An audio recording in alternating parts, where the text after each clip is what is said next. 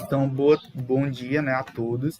A gente vai continuar o estudo. Quem não viu a videoaula passada, por favor, assista para compreender, porque eu já finalizei a parte da administração geral naquela videoaula e já vou começar agora na primeira teoria administrativa, né, a primeira teoria que surgiu, que foi a teoria da administração científica,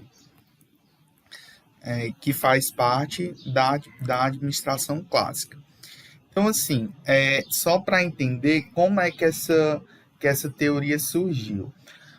Antes de existir as empresas, o que existia? A gente estava saindo de um sistema econômico feudalístico, né? Onde praticamente as pessoas viviam no campo, existiam seus feudais, e essas pessoas basicamente, né, não faziam, não tinha empresas, né? Então passou-se do feudalismo, o mercantilismo, e aos poucos os artesãos, as pessoas começaram, né, a surgir as fábricas, as indústrias.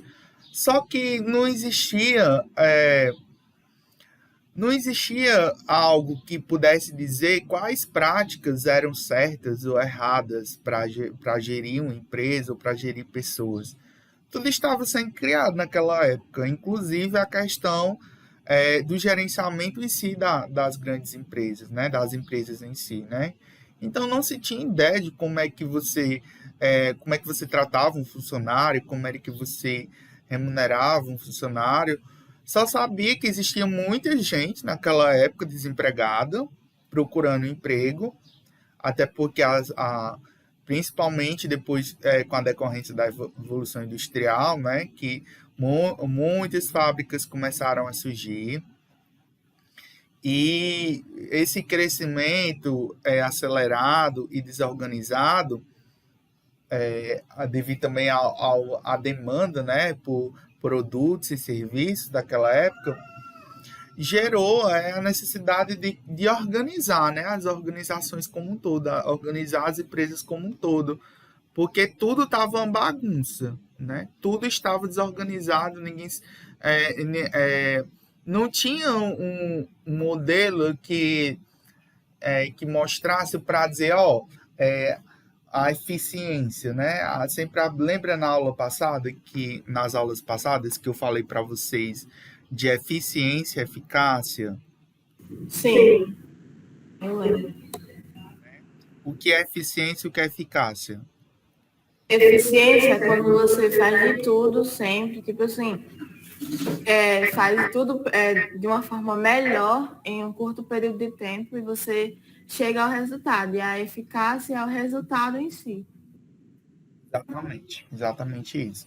Então, as empresas buscavam a máxima eficiência, né? E essa vai ser exatamente a preocupação máxima da teoria da administração científica, que a gente vai já ver quem formulou que formulou ela. Mas a ideia central dessa teoria é a eficiência, é a busca pela eficiência máxima dos processos. Então, assim, surgiu uma necessidade desenfreada, porque, assim, foram surgindo as empresas naquela época, era tudo muito acelerado, e as indústrias, as empresas, elas tentavam competir uma com a outra, tanto em produção, como também em uma forma de diferenciação. Então, quanto mais produzisse, melhor. E se eu produzir mais em menos tempo, se eu produzir mais em menos tempo, utilizando menos recursos, eu vou, em consequência, produzir mais e vou pagar menos, né? Vou ter menos custos.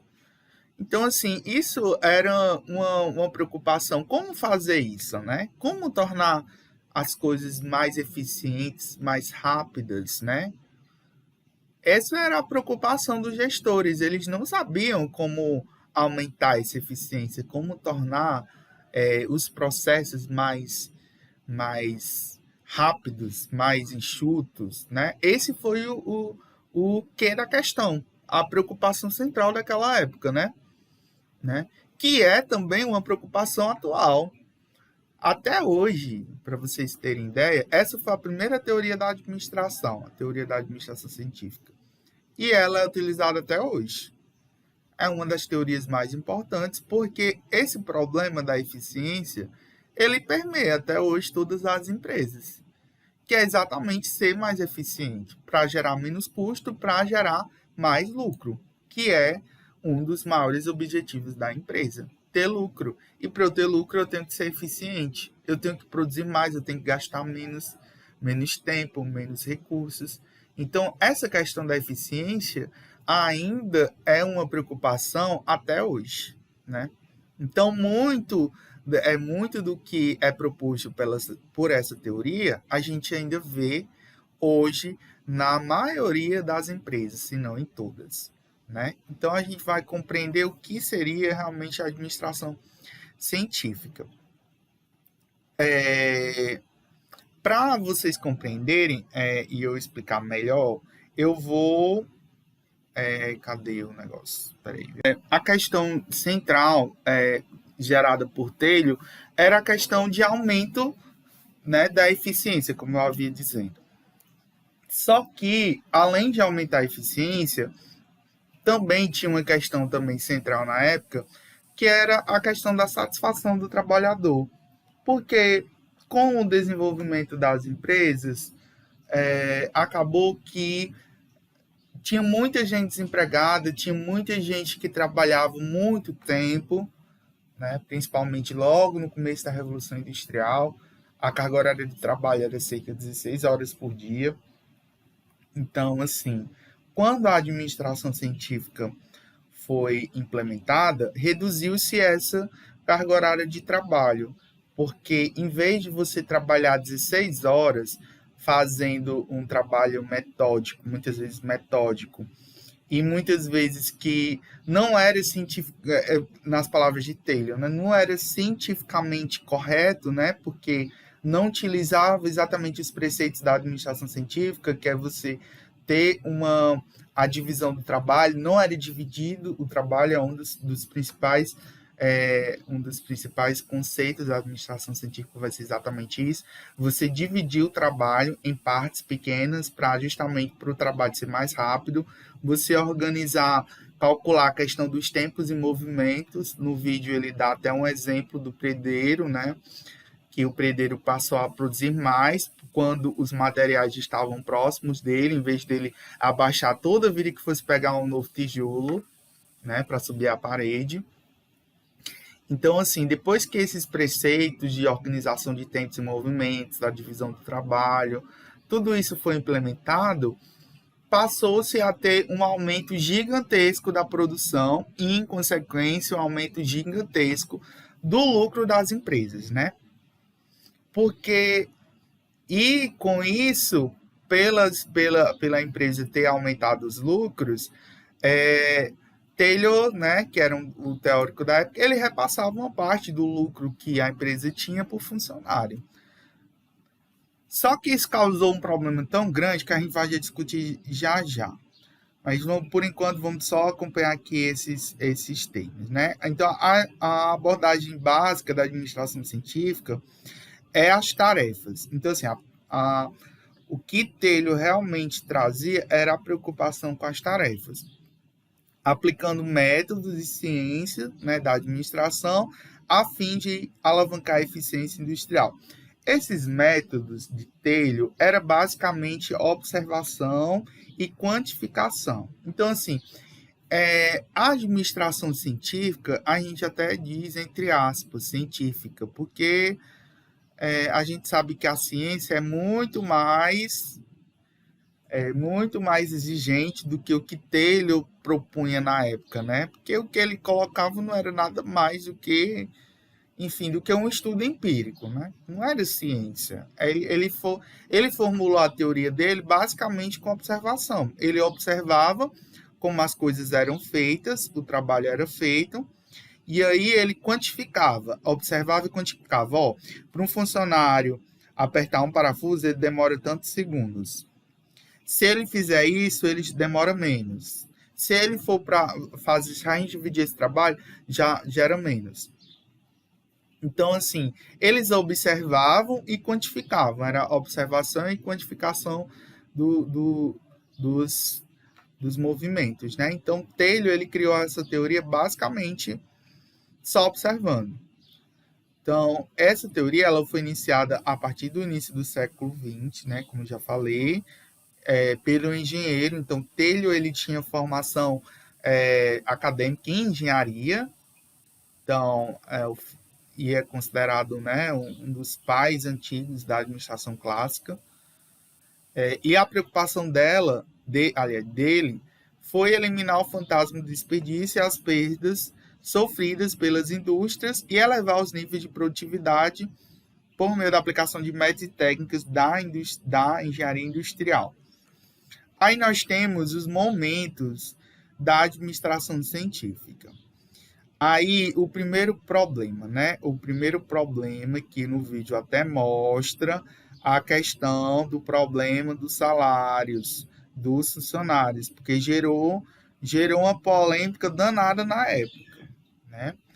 Porque os funcionários, o que foi que aconteceu depois que Taylor implementou a teoria dele?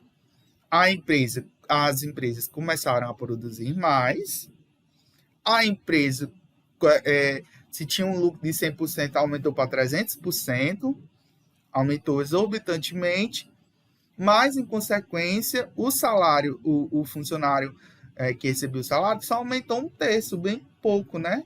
Então, os funcionários ficaram revoltados, né?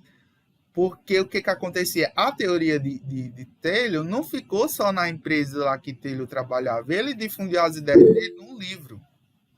Pode falar, pode falar. Eles ficaram revoltados, mas assim, eles não chegou a acontecer greve, não? Nenhum tipo de greve? É porque naquela época o desemprego era enorme.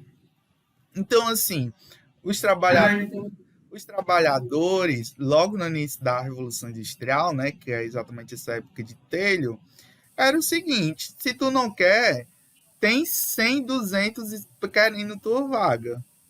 Então, assim, não existia isso Se fosse por causa de uma greve, né? Seria perdendo os Queriam todos funcionários. demitidos, porque eles precisavam do emprego naquela época, né? Eles precisavam do emprego justamente para sobreviver. Aí é aquilo, né? Se tu não quer, tem 300 na tua frente querendo, né? Desesperado pelo emprego. Então, essa questão de greve, né? A gente até pensa como algo mais da modernidade, né?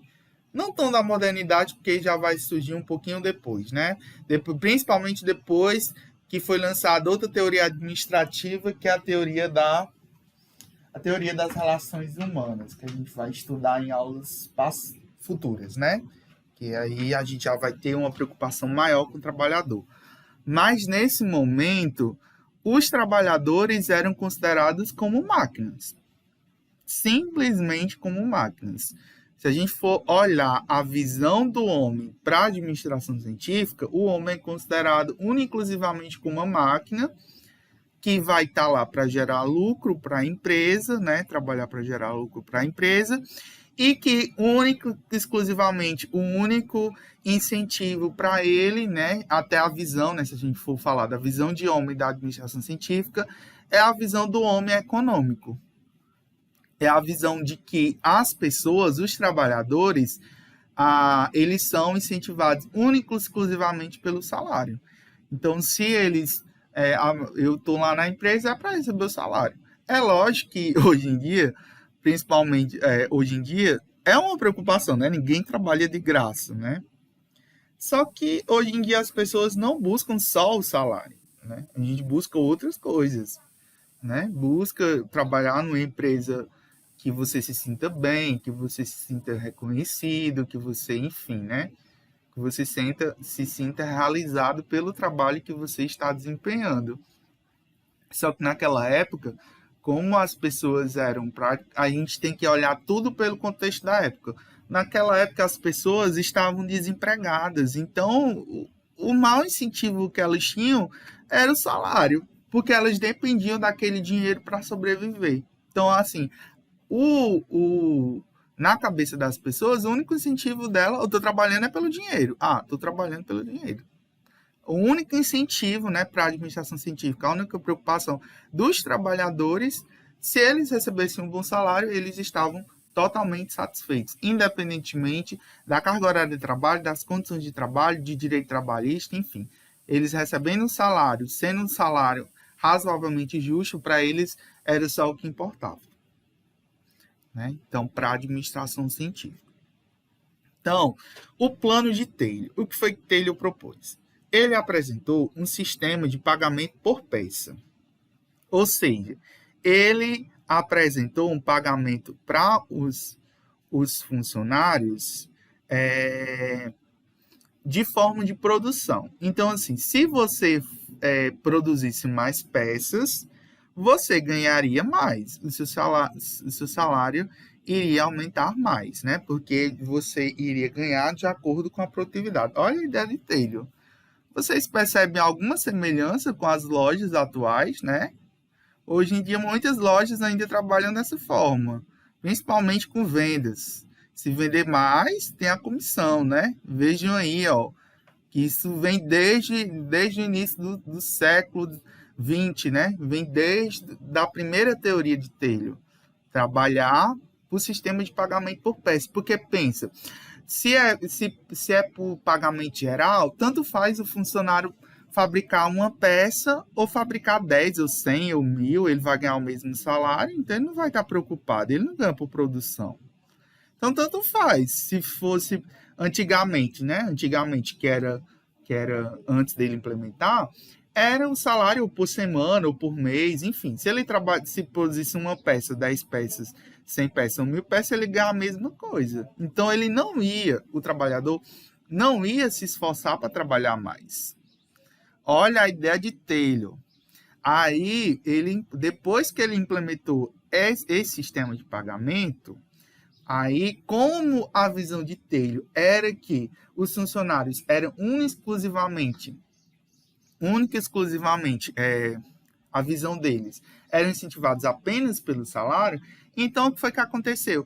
Aumentou um boom de produtividade, porque os funcionários estavam doidos por dinheiro, estavam todos desempregados, vamos produzir mais, eu vou ganhar mais, meu salário vai aumentar mais, então vamos produzir.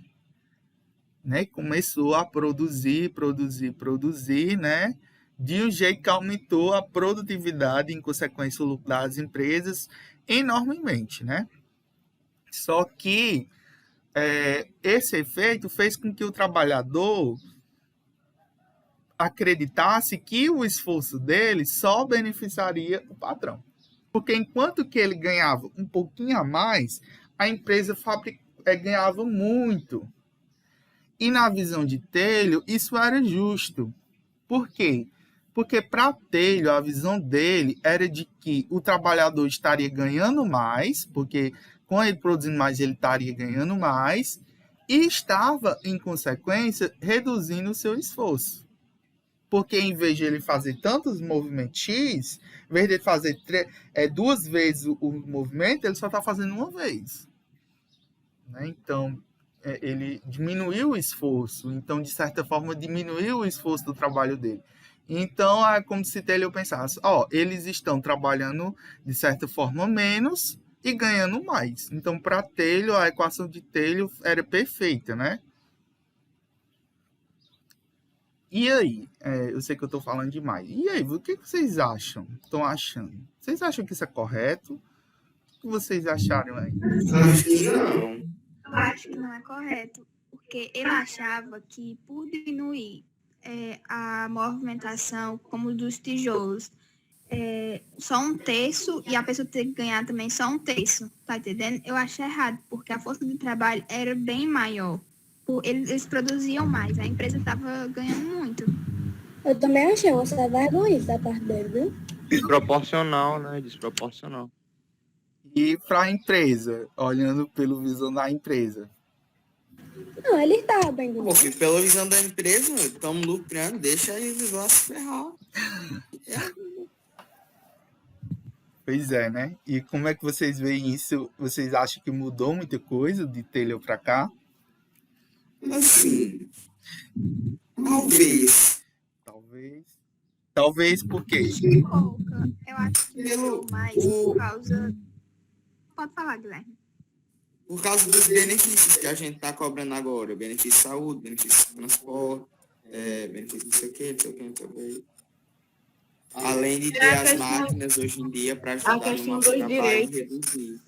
Exatamente, a questão dos direitos ajudou muito. Clara queria falar. Eu ia falar a questão dos direitos, mas também nem toda empresa dá direito de saúde, essas coisas. Pelo menos, tipo, minha mãe trabalha no SAMU. A empresa dela não dá direito a vale alimentação, saúde, nada, só o salário dela. Já a empresa do meu pai, não. A empresa do meu pai dá direito a vale alimentação, saúde e fora os direitos deles. Trabalhistas que ele tem, né, por ter um emprego com carteira assinada, né, que foram retirados alguns, né, com a reforma trabalhista de Temer, né, mas enfim. Ainda temos, né, alguns direitos, né, como 13º, salário, férias, fundo de garantia, né, por tempo de serviço, né, tem todos os direitos ainda, né. Então, é isso, né, que vocês... É tudo uma questão de ótica. É bom para quem? Né? É bom para quem? Para o trabalhador ou para a empresa? Essa é uma questão que permeia desde a época de Taylor.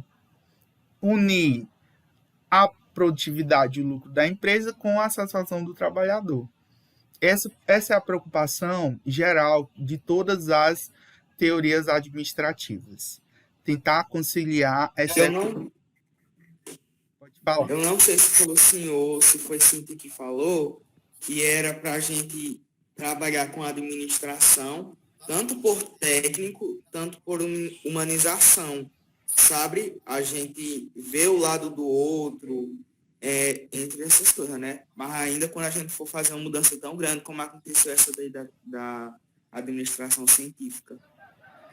Eu acho que foi a Cíntia, não foi eu não. Não lembro de ter falado isso para vocês, não.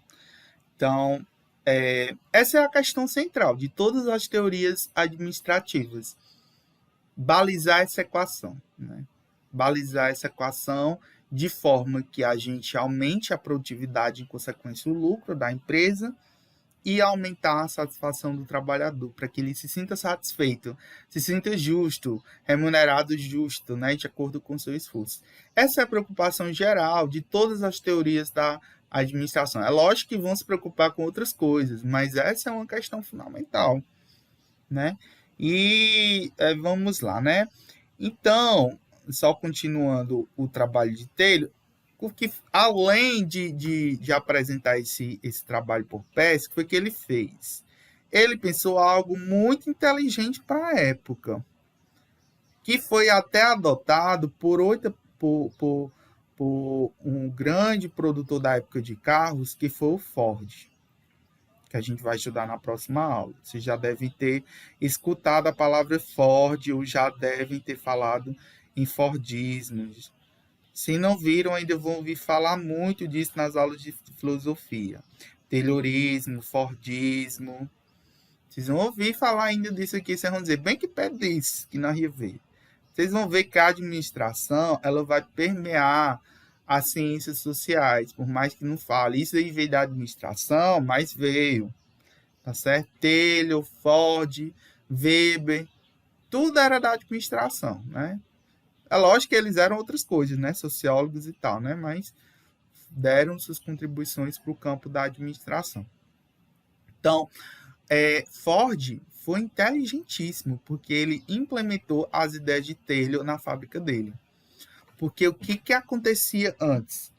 E que isso é até assunto para a próxima aula, né? Mas só adiantando. Antes, para fabricar um carro, naquela época, né? Logo que foi surgindo os carros, pensa lá naquele modelo T, né? Hoje em dia a gente só pensa em carros, já lembra do modelo T de Ford. Depois eu vou mostrar uma foto do modelo T para vocês. Antigamente, o trabalho era muito artesanal, e isso servia para praticamente tudo que era fabricado nas indústrias. O que é um trabalho artesanal? Você fazia cada produto de uma vez. Então, pensei, se eu fosse fabricar um carro, eu ia fabricar o carro de uma vez. Antigamente era isso, antes da administração científica de telho.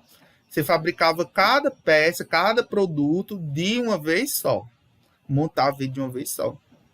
E Taylor pensou o seguinte, em vez de eu montar, de ter um sistema, né, que eu montasse um produto de uma vez só, eu vou fazer o seguinte, eu vou dividir o trabalho, né, eu vou dividir o trabalho de forma que cada pessoa se especialize em uma tarefa.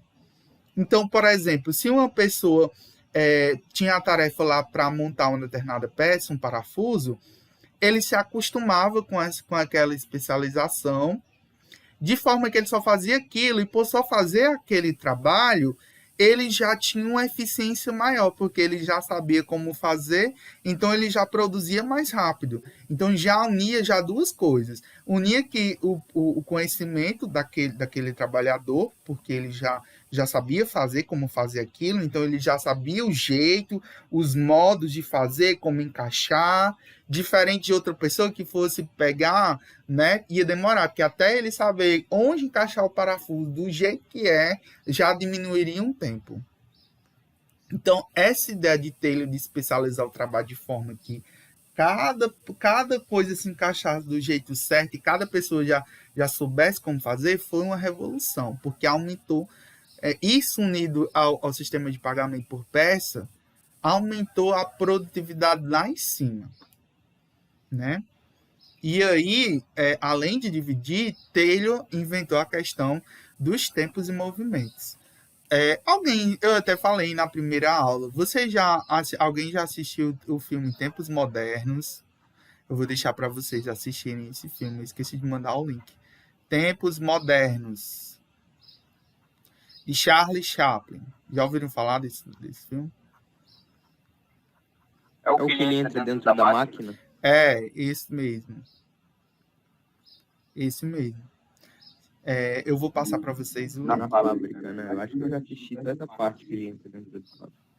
Pronto. É bem interessante. É bem antigo o filme, tá certo? É naquela época que o cinema ainda era preto e branco, não tinha som, era cinema mudo, então é bem interessante, é uma experiência bem interessante que eu recomendo vocês assistirem, para vocês verem. O filme nasce na época da teoria da administração do Taylor? É nesse momento da administração científica. É exatamente nesse momento. O filme é uma crítica clara à administração científica. Você vê tudo que eu estou falando, você consegue visualizar no filme. Você vê o alto desemprego, as pessoas, tudo lá fora da fábrica. Você vê a linha de produção da fábrica lá. Você vê o Charlie Chaplin lá, apertando os parafusos. Aí, como ele só fazia apertar parafuso, ele só fazia uma coisa, tanto que quando ele saía da fábrica, ele saía meio que tonto, porque ele saía o mesmo jeito que ele apertava os parafusos, ele saía da fábrica. Então você bola de rir, né, com a crítica. Em consequência, a questão que ele ganhava pouco, né? Então, o filme é uma crítica clara, né, naquela época, à administração científica de Taylor. Eu recomendo para vocês profundamente, para vocês assistirem. Deixa eu ver se eu acho aqui, se eu acho a questão. Só uma cena, só para vocês verem. Deu para vocês verem bem como o trabalho era, né, naquela época.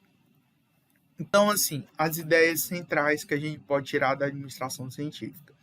Análise do trabalho e o estudo dos tempos e movimentos, né, a determinação de um tempo médio em que o operário comum levaria para a execução da tarefa por meio da utilização do cronômetro. Esse tempo médio era adicionado os tempos elementares e mortos, né? Os tempos para espera, o tempo de saída do operário para comer, né? Para ir para o banheiro, enfim. Tudo isso era considerado no tempo de trabalho de Taylor. Ele analisava até isso, o tempo que a pessoa ia comer, ia para o banheiro, ia beber água, né? Justamente para resultar no tempo padrão de fabricação daquela peça.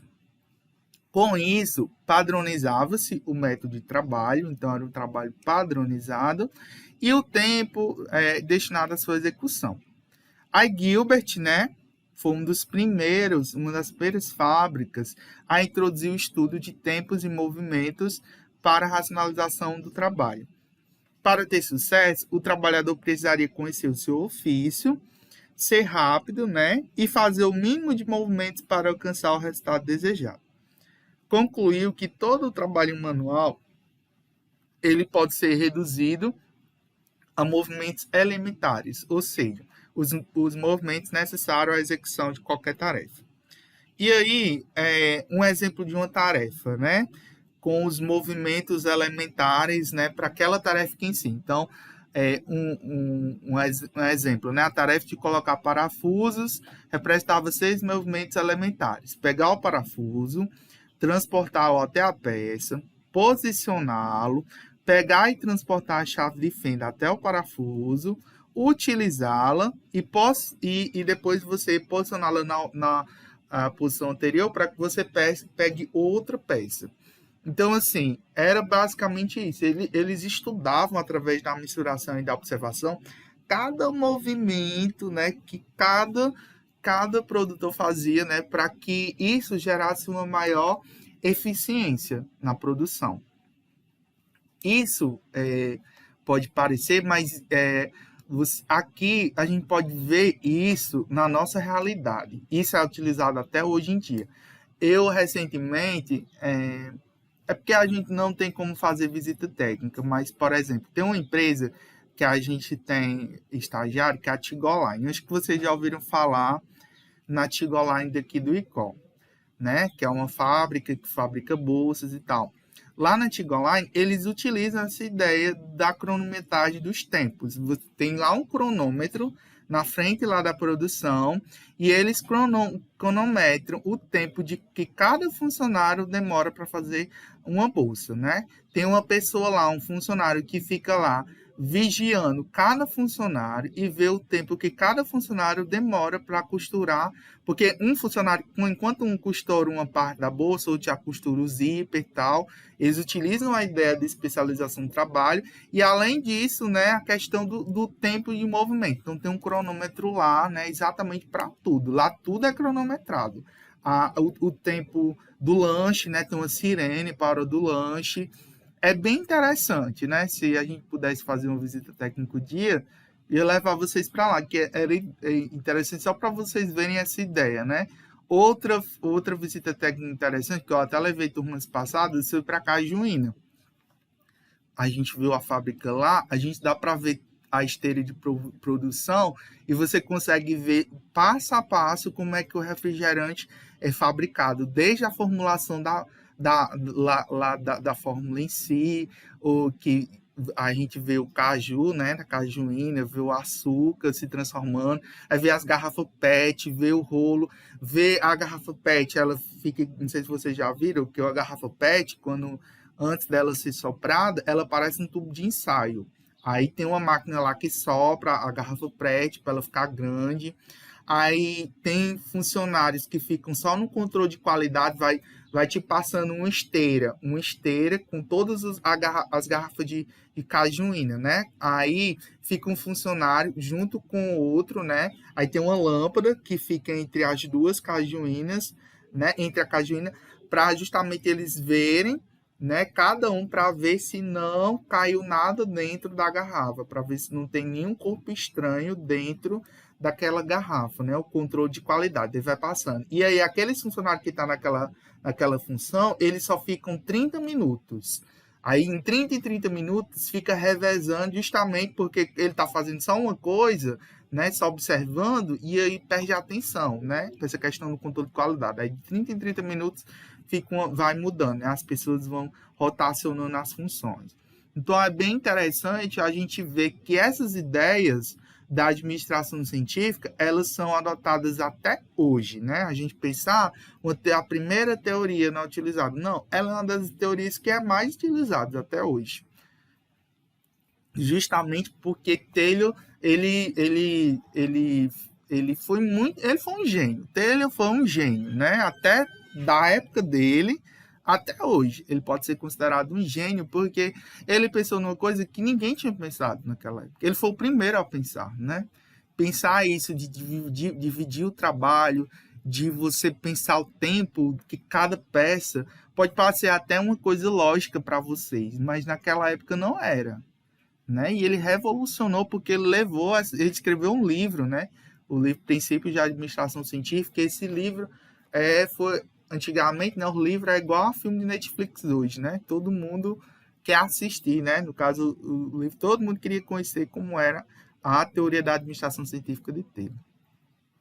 E aí, Gilbert foi um dos primeiros, né? Gilbert era um dono de uma fábrica, né? Foi um dos primeiros que adotou a administração científica. E aí, ele fez um estudo da fadiga humana. O que é a fadiga? A fadiga é o cansaço, né? O cansaço das pessoas justamente por executarem trabalhos repetitivos, né? Então, o Gilbert, ele efetuou estudos sobre os efeitos da fadiga na produtividade do operário.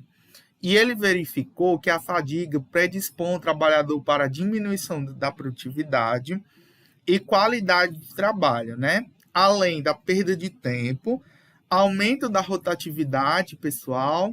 O que é rotatividade pessoal? É você ter que substituir o funcionário, né? Até que o novo funcionário vá saber executar o trabalho do antecessor, né? Tem um tempo, né? Um tempo de treinamento, né? Para que aquele funcionário venha a executar o mesmo papel. Então, isso gera custos para a empresa, né? Além de doenças, né? E acidentes e diminuição na capacidade de esforço. Então, Gilbert efetuou esses estudos com base, né? Para diminuir essa fadiga, né? Só que não mudou muita coisa, né? Esses estudos ficaram não causaram tanta diferença, né? A gente vai ver que os funcionários vão ser reconhecidos realmente como pessoas de direito, mas na teoria das relações humanas, que a gente vai ver mais para frente. Mas até então, na administração científica, as pessoas eram consideradas exclusivamente como máquinas que estavam ali só para ganhar salário e para produzir, né? Então, a divisão do trabalho e especialização do trabalho, né? Especialização ou divisão do trabalho, tanto faz dizer, são termos sinônimos para administração. Especialização quer dizer que aquele funcionário só faz divisão, você divide o trabalho em partes. Especialização quer dizer que cada funcionário só faz aquele determinado tipo de função. É o que a gente chama especialização do trabalho. É que cada funcionário só faz aquilo. Para que ele só fazendo aquilo, ele conhece melhor. Então, cada operário passou a ser especializado na execução de uma única tarefa. A partir daí, o operário perdeu a liberdade e a iniciativa de estabelecer a sua maneira de trabalhar e passou a ser confinado à execução automática e repetitiva durante toda a sua jornada de trabalho. Então, assim, perdia, né, justamente pela padronização, o funcionário ele não tinha liberdade de escolher, vou apertar primeiro esse segundo parafuso, depois vou apertar nesse, de uma forma que eu acho mais cômoda. Não, ele tinha que fazer o trabalho daquela forma que estava preconizada por Taylor. Você vai pegar o parafuso, depois você vai posicionar ele, depois você vai pegar a chave, depois você tem que ser feito esse passo a passo até o final, porque esse passo a passo é o mais eficiente possível para efetuar, né, a produtividade. Então, essas são as ideias centrais da administração científica. Cada operário desempenhava antes, né? A gente passou de cada operário desempenhava uma tarefa total, né? Isso aqui é antes, para que vários operários desempenhem tarefas em paralelo, em parte do trabalho, né? Para depois juntar tudo em um carro, ou então no que está sendo construído. incentivos salariais e prêmios de produção. A remuneração era baseada na produção de cada operário. O operário que produz pouco ganha pouco, e o que produz mais ganha mais, né? Na proporção de sua produção. O estímulo salarial adicional para que os operários ultrapassassem um tempo padrão prêmio da produção. E aí a gente gera, né, o conceito, o homem. Vocês vão ver que todas as teorias administrativas, elas vão trazer um conceito de homem, da figura de homem. O que seria esse conceito de homem? Seria exatamente a visão das pessoas para aquela teoria. E para a visão de homem da teoria da administração científica, é a visão de um homem econômico, ou seja, de uma pessoa que é única e exclusivamente incentivada, exclusivamente por recompensas salariais. Então, independentemente das condições de trabalho, se ele receber um salário bom, ele vai estar bem, ele vai estar satisfeito com o seu trabalho. Eu estou recebendo meu dinheiro, independentemente das condições, eu estou satisfeito, né? Então, esse era o conceito, né, para a administração científica, para Taylor naquela época, o conceito do homem econômico. Só bastava eu ter uma boa remuneração para eu estar satisfeito. Então, toda pessoa é concebida como influenciada exclusivamente por recompensas salariais, econômicas e materiais. Desenvolvimento do trabalho e produção, de que é fisicamente capaz para obter um ganho maior. Então, em resumo, né, a administração científica ela busca a melhor maneira de executar um determinado trabalho por meio dos métodos científicos, entre aspas, né? Por que a gente coloca, entre aspas, métodos científicos? Porque a gente sabe que tudo que Taylor, por mais que seja administração científica, não tinha nada de científico naquilo, né? Taylor fez aquilo ali meramente por observação da cabeça dele. Não seguiu uma metodologia científica, até porque a ciência estava sendo inventada naquela época, né? Hoje, o que a gente considera como ciência, como método científico, é totalmente diferente do que Taylor considerava como método científico. O nosso método científico de hoje em dia, para qualquer pesquisa, é muito diferente, né? Tem uma metodologia, tem um rigor, né? Para provar que A mais B é C, né? E o que Taylor fazia, por mais que ele chame de administração científica, não tem nada científico, era mera observação dele, tá certo? Então, os estudos de tempos e movimentos, né? Justamente para estudar os tempos e movimentos de cada operário, e o estabelecimento de padrões de produção, né? Padrões, o que seria o padrão de produção? Cada peça, né? Cada parte era feito de um jeito correto, de um padrão. E administradores e engenheiros estabelecem os padrões, né? Então, os chefes, a alta cúpula da empresa estabelece as coisas, né? A alta administração da empresa estabelece as coisas e o operário só cabe obedecer. Se ele não quiser executar, ele sai, fica desempregado, tem 100, 200 querendo a vaga dele, né? Porque o desemprego estava altíssimo, né? Só para a gente fazer um paralelo, né? Uma crítica com hoje em dia. Hoje nós estamos, até assunto da aula de economia, mas só fazendo, como a gente está falando da administração científica, a gente está falando do contexto daquela época, vamos só fazer um contexto com o que está acontecendo na nossa realidade. Hoje nós temos, basicamente, 15 milhões, nós temos uma das maiores taxas de desemprego desde que esse índice foi calculado, né? Desde a redemocratização do país, né? Depois da ditadura. Nós temos hoje a maior taxa de desemprego, né? Muito ocasionado pela pandemia, mas antes disso, antes da pandemia, já estava alta. A gente já vive antes da pandemia, 2019, 2017, 2018, o desemprego estava altíssimo. Se você for buscar qualquer jornal, você vai ver taxa de desemprego de 2018, bate recorde, taxa de desemprego de 2017, bate recorde, 2019 bate recorde. E aí, muitos estudiosos, e que não é eu que estou falando, mas muitos estudiosos falam que isso é proposital. Justamente, se vocês for pegar o histórico dessa época, em 2017, foi aprovado várias reformas trabalhistas.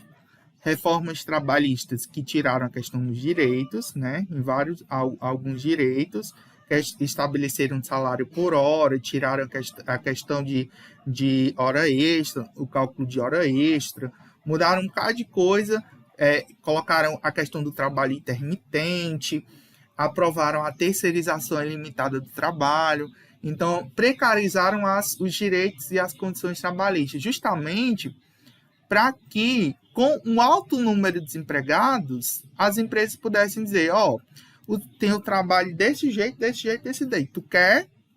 Quer. Se tu não quiser, tem 15 milhões de desempregados querendo um emprego.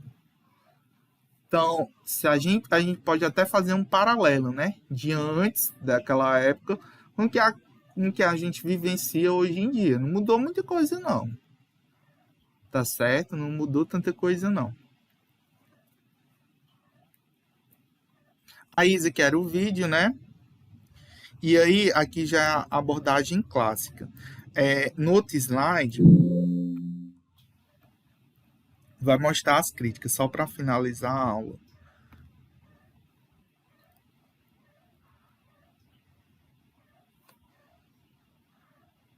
Essa parte aqui. Então, a administração científica, ela verificou a eficiência, depende, né? Além da racionalização do trabalho, das condições de trabalho, a questão do conforto e produtividade andam mais, né? Isso daqui é o que a gente verifica hoje, né? As condições ambientais de trabalho. O que são condições ambientais de trabalho? São as condições do ambiente, né? Do ambiente, da fábrica, do local. Quando a gente fala de ambientais, eu não estou falando de ecologia, não, tá certo? Toda vez que você vê ambientais dentro do contexto de administração, não é que seja um meio ambiente, não. Ambiental é o ambiente, no sentido do espaço, do local, tá certo? É nesse sentido o sinônimo da palavra. Ambiental, estou falando local, o ambiente em que aquele trabalho está sendo utilizado. Então, assim, condições ambientais. A administração científica verificou que a eficiência depende, além da racionalização do trabalho, das condições em que o trabalho é feito. Por isso que surgiu justamente a padronização do trabalho, né? Conforto e produtividade andam de mãos dadas. Então, isso foi uma das primeiras teorias que foi se preocupar com um conceito chamado ergonomia. O que era ergonomia? É exatamente você colocar o trabalhador na posição mais confortável para que ele pudesse trabalhar melhor, né? Produzir mais. E isso é adotado até hoje, né? A questão da ergonomia. Conforto do operário e melhoria do ambiente físico. Aí, essa questão do conforto, você vê até no exemplo que Taylor deu. Lembra lá do exemplo do pedreiro que vocês viram no vídeo? Muito melhor para o pedreiro pegar os tijolos na altura dele do que ele descer toda vida que for pegar um novo tijolo. O desgaste das costas, né? Pensa no desgaste físico, na fadiga que vai dar. Cada vez que ele for ter que pegar um novo tijolo, ele tem que descer, né? A fadiga que vai dar. Quanto que se estivesse perto dele, seria muito mais fácil. Então, o conforto gera, né, maior produtividade. Foi uma das sacadas de Taylor. Então, conforto do operário e melhoria do ambiente físico são valorizados para a melhoria da eficiência e não por merecimento. Aí a gente tem a adequação dos instrumentos e ferramentas, o arranjo físico, ou seja, como as máquinas, né, os equipamentos estão alocados, né, colocados em sequências, né, de forma a aprimorar o trabalho, a tornar o trabalho mais fácil, mais produtivo. Variáveis como ventilação do ambiente, iluminação, ruídos, tudo isso interfere na questão da produtividade.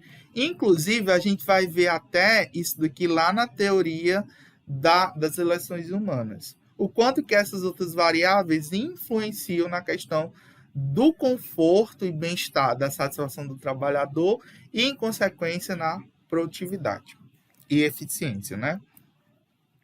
A padronização, a racionalização do trabalho se preocupou também com a padronização dos métodos de trabalho e padronização de máquinas e ferramentas.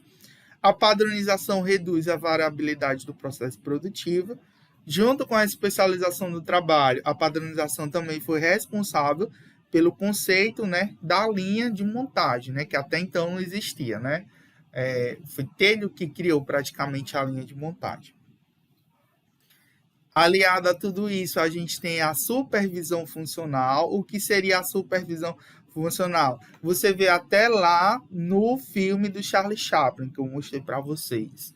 Uma pessoa lá, um funcionário, supervisionando os outros, para ver se ele estava executando o trabalho da forma correta. Foi Taylor que implementou isso, né? Mesmo que com a racionalização do trabalho, a supervisão era necessária para que Taylor pudesse acreditar na vadiagem dos funcionários. Olha o que Taylor acreditava.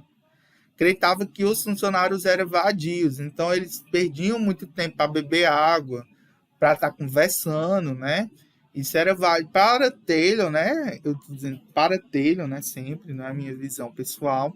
Sempre o funcionário vai procurar vadiar e não trabalhar, né? Eficiente. Então, precisaria de uma pessoa para estar vigiando, para estar lá no pé, vendo se ele realmente vai funcionar.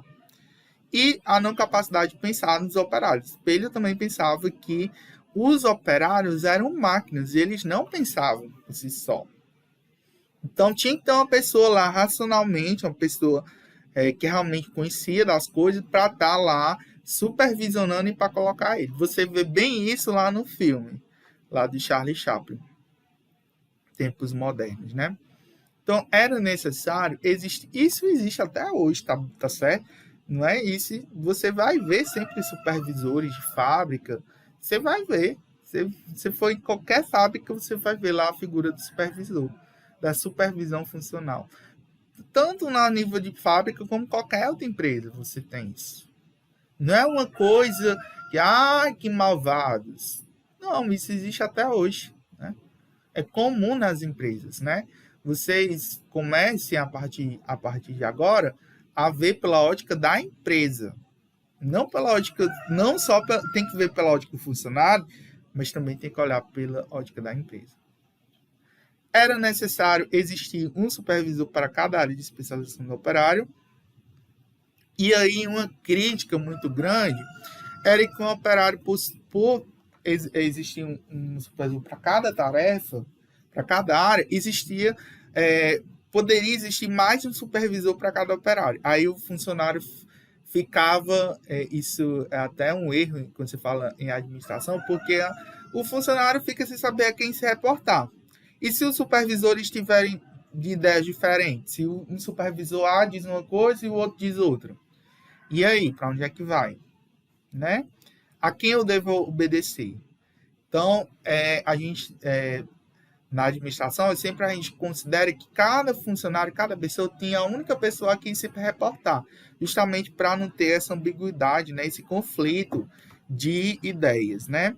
E aí nós vamos para as críticas, né?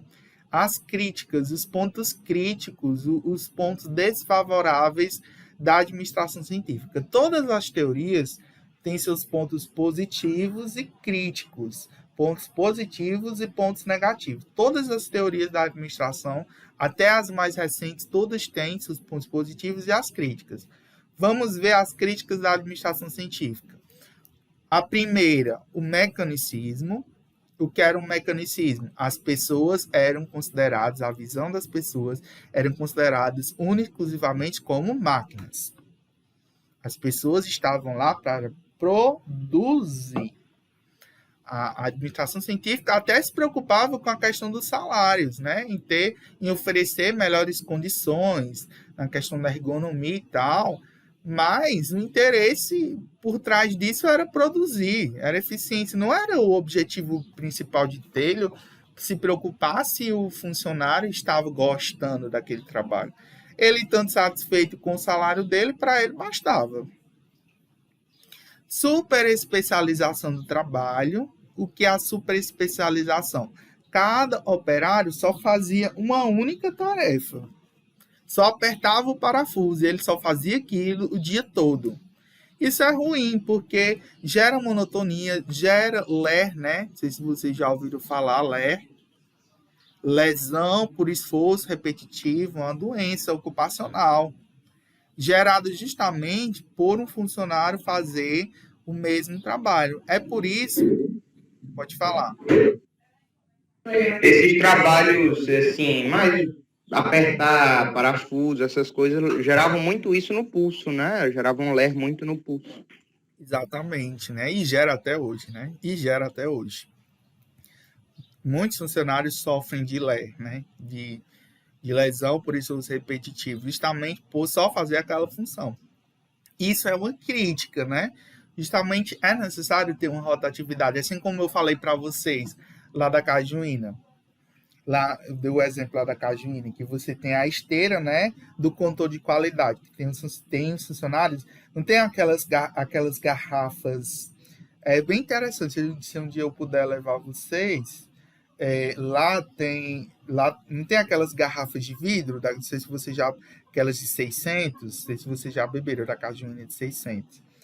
Aquelas garrafas de vidro, elas passam todo por um processo lá na fábrica, elas são reaproveitadas, né? Elas são desinfetadas, são passadas na solução, aí depois, quando elas são envasadas com refrigerante, elas passam lá por uma esteira, vai passando uma esteira, todas elas, e aí tem um funcionário que fica só observando o líquido dentro, para saber se não caiu nada dentro da garrafa.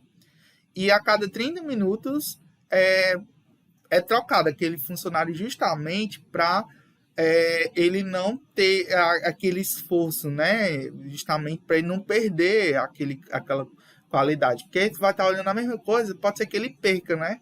Então, alguma coisa. Então, por isso que tem a rotatividade, né? Isso também a gente vê muito em bancos, em qualquer tipo de empresa. Porque imagina aí, numa empresa que só tem um funcionário que só sabe fazer aquilo. É ruim para a empresa, extremamente ruim para a empresa. Porque se um dia aquele funcionário... Em empresas que trabalham... desculpa. Pode falar. Eu ia falar que em empresas que trabalham 24 horas sempre tem, né, essa rotatividade. Às vezes de noite a pessoa está entrando no turno, sai de manhã, né? Exatamente.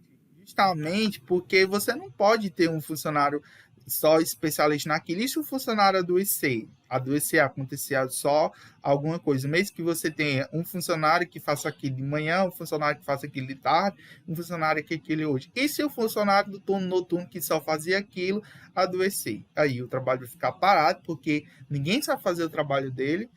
É justamente por isso que você tem uma rotatividade, né? Faz uma rotatividade para que todo mundo conheça a função de todo mundo na organização. É lógico que isso vai contra os princípios de Taylor, né? Porque para Taylor, cada funcionário tem que estar especializado, porque se ele estando especializado, ele sabe a maneira mais eficiente e mais produtiva de fazer aquele trabalho. É lógico que isso é uma verdade, né? Se eu só faço uma coisa, eu sei o jeito melhor de fazer aquela. Se eu for fazer a função de outra pessoa, é lógico que vai demorar um tempo até eu me acostumar em fazer aquela outra função de um jeito mais rápido, mais eficiente, né? Então, é lógico que Taylor tinha razão, mas essa superespecialização é considerado, né, por muitos teóricos e na prática como algo negativo, né? E aí nós temos uma visão, terceira crítica, uma visão microscópica do homem, que essa visão microscópica tinha uma visão que exatamente o homem era único, exclusivamente, né? Taylor tinha a visão de que o homem era único, exclusivamente incentivado por recompensas econômicas salariais. O homem era visto até o conceito de homem econômico. O homem é exclusivamente ligado por recompensas salariais. E aí, a quarta crítica, a ausência de comprovação científica. Por mais que a teoria se chamasse administração científica, você não tinha comprovação de que realmente aqueles pelo menos ao que é considerado método científico hoje em dia, que realmente aqueles métodos funcionam, né? Não existe até hoje, né? Tudo vai depender, né? Porque Taylor pensava o seguinte, que tudo que ele criou na teoria dele, da administração científica, a questão da padronização, especialização, divisão do trabalho, os tempos de movimento, para ele, esses princípios serviam para qualquer tipo de empresa, para qualquer tipo de fábrica, né? E poderiam ser utilizados do jeito que ele pensou. E isso, na realidade, não funciona. Por quê? Porque as pessoas são diferentes, as fábricas são diferentes, né? Então, por mais que você tivesse uma adequação, existe uma adequação até hoje, mas o que a gente tem é realmente uma adequação, né? É você pegar aquela teoria e adaptar às pessoas e às condições daquele trabalho. Então, meio que você não consegue nunca provar, né, cientificamente que aquilo que Taylor propunha era verdade. Então, você não tem uma comprovação do que ele dizia. Por mais que, repito eu, boa parte ou a maioria do que ele disse ainda é utilizado até hoje. E aí, a limitação, a quinta crítica, a limitação do campo de aplicação, ou seja, ele só testou a administração científica só no chão de fábrica, é uma teoria que a gente vê mais por chão de fábrica, mas a gente percebe que muito do que ele propunha a gente pode ver, na realidade, basicamente todas as empresas, e ele tinha uma abordagem principalmente prescritiva e normativa, né? Via para, você tem que fazer isso, tem uma norma, então tudo tinha norma, tudo era prescrito, né? Era muito exacerbado isso, e a empresa era fechada, então ela é considerada como se a empresa fosse somente aquilo, né? Então não era aberta a ideias, não era aberta a novas experiências, né? A empresa como sistema fechado, né? O mecanicismo, né, da administração científica restringiu as tarefas a serem executadas, enfatizava a eficiência de produção, né, redução de desperdício, deu pouca importância ao elemento humano, às pessoas dentro da empresa. Os operários eram vistos como instrumentos passivos, sem iniciativa. A gente tinha uma suposição do homem econômico, né, sem considerar aspectos motivacionais.